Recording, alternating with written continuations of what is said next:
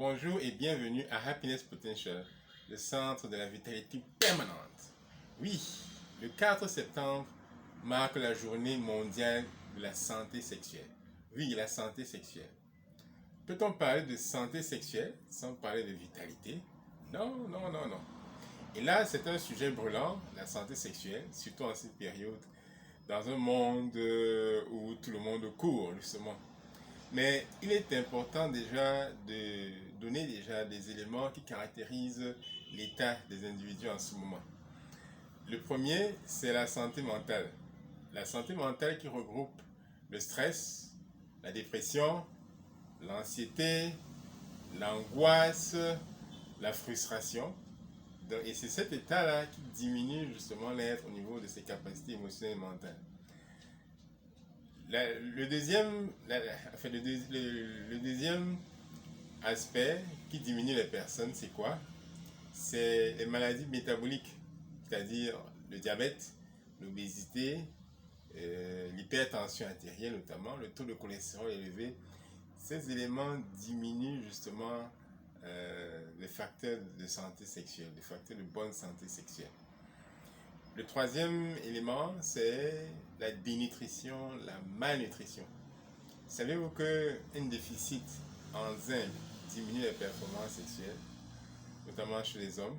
Saviez-vous que la déficience en vitamine C diminue la qualité et la quantité de testostérone, notamment aussi avec le zinc? La même chose avec des minéraux vraiment essentiels tels que le fer, tels que le calcium, tels que le magnésium. Tous ces éléments sont des nutriments essentiels au fonctionnement et à la vitalité de notre système. Mais, ceci étant dit, je vais donc parler de trois systèmes dans le corps humain qui sont les plus essentiels parlant de santé sexuelle. Le premier, c'est le système nerveux. Le système nerveux intègre tout un réseau qui est constitué de neurones. Donc, ce sont des millions de kilomètres de fibres nerveuses. Notamment, uniquement dans le cerveau, c'est 1 600 000 kilomètres de fibres nerveuses qui conduisent l'information. Et à la base, lorsqu'on est stressé, on est angoissé, on a une mauvaise communication à l'intérieur de ce système nerveux-là. Et avec ça, comment est-ce qu'on peut avoir une bonne santé sexuelle? Non, c'est pas possible. Non, non, non, non, non, non. C'est pas possible. Donc, le système nerveux, c'est très important. À part ça, il y a le système hormonal. Le système hormonal, c'est un ensemble de glandes et d'organes qui produisent des liquides appelés des hormones. Et ces hormones-là contribuent largement au fonctionnement de notre organisme, au métabolisme, à transformer l'énergie. Notamment, je prends l'exemple de l'insuline. Lorsqu'il y a un taux d'insuline très élevé dans le sang, notamment à une réponse à une consommation excessive en féculents et en sucre, là, on ne peut pas avoir une bonne santé sexuelle. On ne peut pas avoir une bonne libido, on ne peut pas avoir un taux de testostérone élevé. Ça, c'est pas possible. Lorsqu'on a un taux de fabrication et de thyroïde qui est très bas, on a un métabolisme qui est très lent.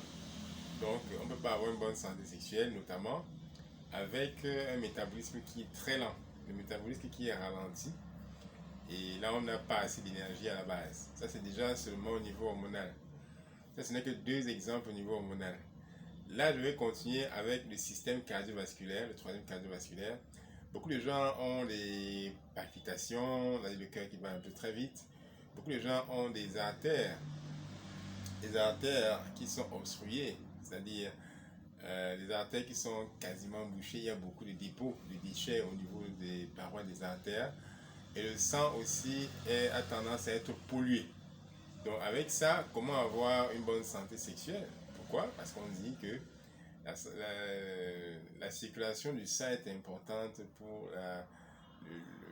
les bons rapports sexuels. Il faut une bonne circulation sanguine. Absolument, il faut une bonne circulation sanguine. Que ce soit chez les femmes, que ce soit chez les hommes, il faut une bonne circulation sanguine. Il faut aussi un bon cardio aussi. Et parce que c'est aussi un exercice physique.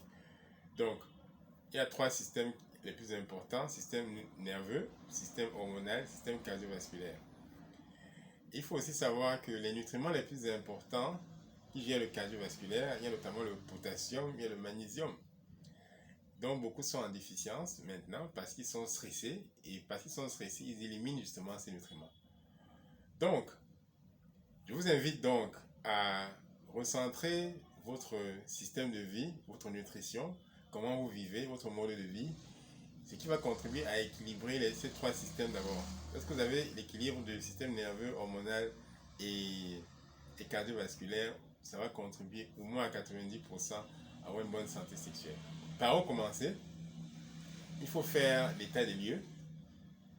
Quel est l'état justement de ces systèmes? Quels sont les nutriments qui sont en déficience dans votre système? Et quelle est la tension artérielle, la pulsation? Quel est l'état de vos neurones, justement? Quels sont les nutriments qui sont dans votre système, qui sont en déficience et qui devraient vraiment nourrir vos neurones, justement? Ça, c'est très important. Quelle est la qualité du sang? Est-ce que vous avez un sang qui est pollué? Est-ce que vous êtes anémié? Toutes ces réponses-là sont répondues justement après le diagnostic que nous faisons ici à Happiness Potential. Et en réponse, nous pourvoyons donc un plan, un système qui va vous faire revenir à un état de bien-être, à l'équilibre et à la performance de vos systèmes justement nerveux, au système cardiovasculaire, système hormonal et d'autres systèmes également. Ceci, c'est un message de Fabrice Yemeni, nutritionniste à Happiness Potential. Merci.